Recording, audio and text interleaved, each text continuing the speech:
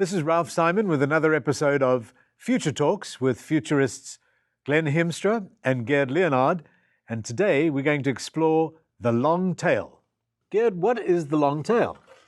Well, the original thought of the long tail was put forth by Chris Anderson at Wired magazine. He's the editor-in-chief of Wired, right? Yes, and he's, of course, the author of the book called The Long Tail, which I highly recommend. Right. And basically, the long tail idea is to say that in a digital ecosystem, it's possible that all the hits stay on top when the misses, so to speak, the lesser-known articles, they are essentially in the back part of the e-commerce system. They can be as valuable as the hits. So does that mean in an age where there is no limitation on the kinds or the volume of material or product you have, that even those items that move very, very slowly during the course of a year or 2 or 3 years, that is the bottom of the tail? Yeah. Whereas the big sellers, the big hits, that's the top of the tail. Yeah, in the aggregate, all of the non-hits can be as big as the hits.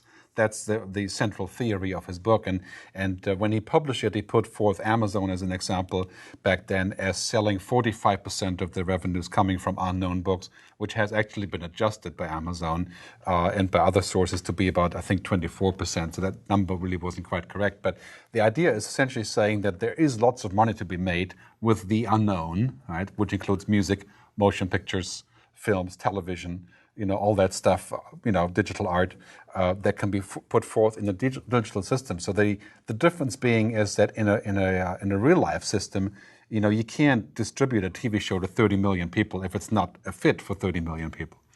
Right? So he has a lot of great examples in there, and I think the general theory is correct, and I think we're seeing that everywhere now, including iTunes and other services. It's a little bit it's a phenomenon that's part of other phenomena. In digital entertainment. And so as such, it stands alone a little bit too exposed, for my feeling, to make sense, if you just keep on hammering on it. But in general, I think there's lots and lots of miles in the idea of creating businesses based on the long tail. So this means that, for example, Walmart, which is the largest seller of home entertainment in the United States, carry probably 2,000 to 4,000 titles of DVDs and music combined.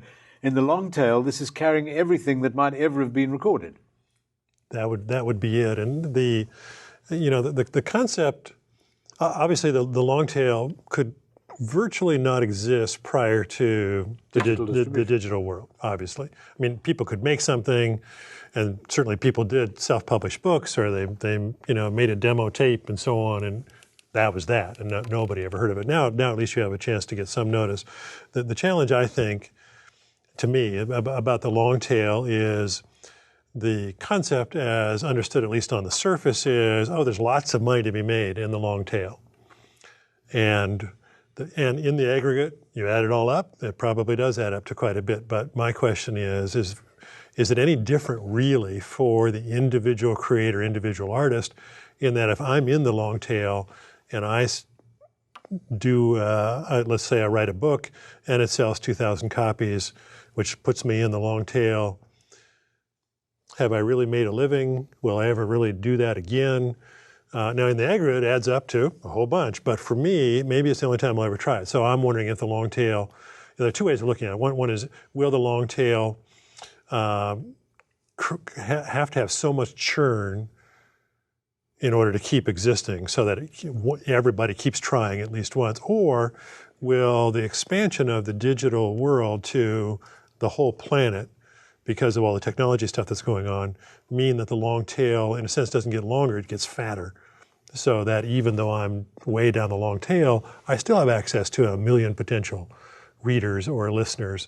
And I'm never going to be up here at 10 million, but I do have a shot down here that obviously I wouldn't have had before. I think it's in many cases, it's a word like Web 2.0, which a lot of people are wondering, what in the world does that mean? It's like, can I make a Web 3.0, 4.0? If I'm the king, if I make a 10.0, it's like some sort of software release or like a gas rating, octane rating. So the thing about the long tail is that in a large degree, it's describing something that is much more complex than that one word, right? Mm-hmm. So, for example, in the wake of his book, there have been dozens, if not hundreds, of proposals to venture capitalists about long tail companies.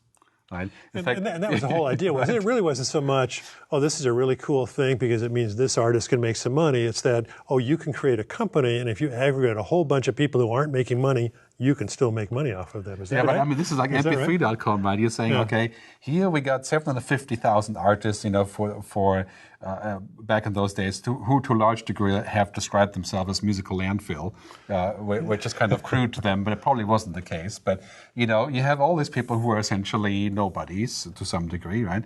Can they make money in the aggregate? Well, with MP3.com, it didn't really work, but CD Baby, for example, does, right? But there's different reasons for different things. So can CD Baby call themselves a long-tail company? Maybe they can, maybe they should, but it's a bit of an artificial sort of focus that wouldn't necessarily merit, just keeping it like this. Just like Web 2.0 is sort of a stamp, that everybody wants to have that stamp, but in itself it doesn't define everything I do or somebody. So this means, in essence, that the long tail would apply to the digital distribution of content in a world where you need no storage other than digital storage. You need no packaging because there's no need for packaging. You need no motor vehicles taking the product from store to store, from wholesaler to store. And so in essence, you have an infinite quantity of content that is in the tail. And the question then is, how does something from the bottom end of the tail work its way up through the spinal column of the tail?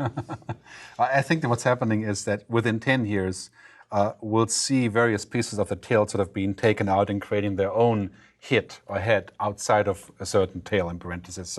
So what you create your own beast, essentially, by going outside of the long tail and becoming, everybody wants to be on the top of the heap, whether they're a blogger or a musician, or that doesn't mean I would necessarily be the host on CNN, but I could still be very successful as a blogger, like many people already are at Engadget or Boing Boing. They're sort of like CNN, a different version of it in a way. So I think what's happening in 10 years is that we'll see a lot of stuff that used to be completely unknown somewhere down there have their own life in different forms coming out of this in terms of the term long tail. I think it wraps it up as a good sort of description. Again, like the world is flat wraps up globalization as a good description. But you can't always say the world is flat, and that's why. One question that I've had for a while about the long tail, and you both probably have opinions on this, is can you, as a business proposition, kind of lop off some people at the end of the long tail and turn that into a business? For the people in that group, there probably isn't much money, but as an aggregate, maybe there is. But can you do that and not have something at the head? Or do you have to start with the head and let a long tail build? Well, my experience has been, at least in music and to a certain degree in television, other areas, is that you really can't do that, because this would amount to saying you want a dog, but you only want the tail. I think as a blogger, for example, you can make your own dog, right? So you're both the head and the tail, as a blogger. And therefore, that's a little bit different. The blogging world, to a large degree, is all in the tail, but some of the blogs have more traffic than CNN or than Reuters, right? Mm-hmm. There are some. So at that point, you become both the head and the tail. So this distinction is a little bit, as I said before, artificial to some reality reasons. But in general, I don't think you can just say, well, I'm a long-tail company, I just take all the unknown. This would be like Amazon saying, well, we don't care about doing deals with Simon & Schuster. All we do is all the self-published stuff, right? Amazon would never work that way. In fact, Amazon sells a lot of the long tail because it sells so much of the top that it attracts everyone to come fishing. Mm-hmm. Right? Mm-hmm. And unfortunately, in the music industry, it's still very much the same thing. I mean, you can clearly see if you don't have the hit repertoire, on internet radio or whatever, e-music, great case, right? They can call themselves a long-tail company, and they have been quite successful at that too. But in overall proportions, they suffer badly from not having the head. So it really looks as though the long tail, this phenomenon, has really had an impact. And so as a closing note, it's quite clear to see every dog has his day, but those without a tail have a weekend.